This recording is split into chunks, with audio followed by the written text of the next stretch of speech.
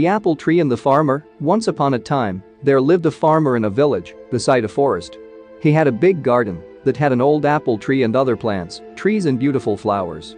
When the farmer was a little boy, he spent much of his time playing with the apple tree. Those days, the apple tree had given the choicest of apples to him. However, as time passed, the apple tree became old and stopped bearing fruits. Now that the farmer was not getting any apples from the tree, he decided that the tree was useless.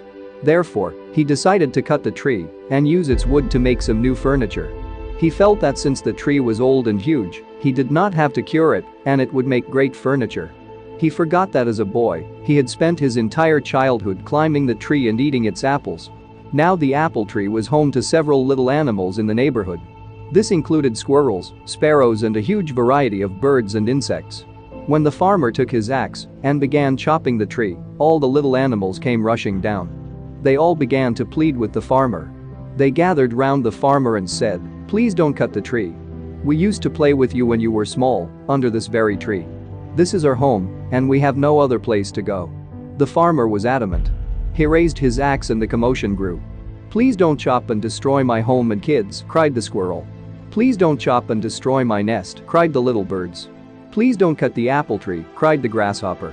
The farmer, however, forgot his childhood and his animal friends. He began to chop the tree harder. All the little animals became desperate and wanted to protect the apple tree at any cost.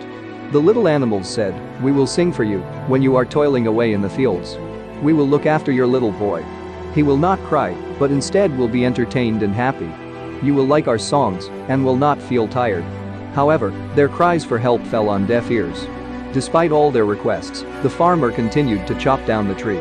All of a sudden, he noticed something shiny. On inspecting it, he realized that it was a beehive full of honey.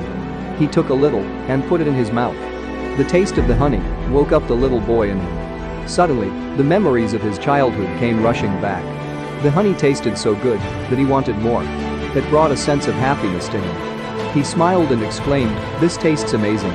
Realizing the change in the farmer's attitude, the little animals spoke in unison. The bee said, "I will always provide you with sweet honey." The squirrel said, "I will share any amount of nuts that you want." The birds cried, "We will sing as many songs as you want." Finally, the farmer realized his folly and put down his axe. He understood that the tree was home to many lovely animals that provided him with so many things. He wanted his little boy to have the childhood that he had. The farmer realized that the apple tree was not that fruitless. The little boy in him saved the apple tree. He threw away the axe and said to the little creatures, "I promised that I would never cut this tree. I have realized my mistake, and you all can now live in peace and harmony." The little creatures thanked the bee profusely. If the farmer had not found a beehive, they would have been homeless by now. They continued living happily in the old apple tree. Moral: each and every living thing in nature is of some use. We should not destroy any living thing.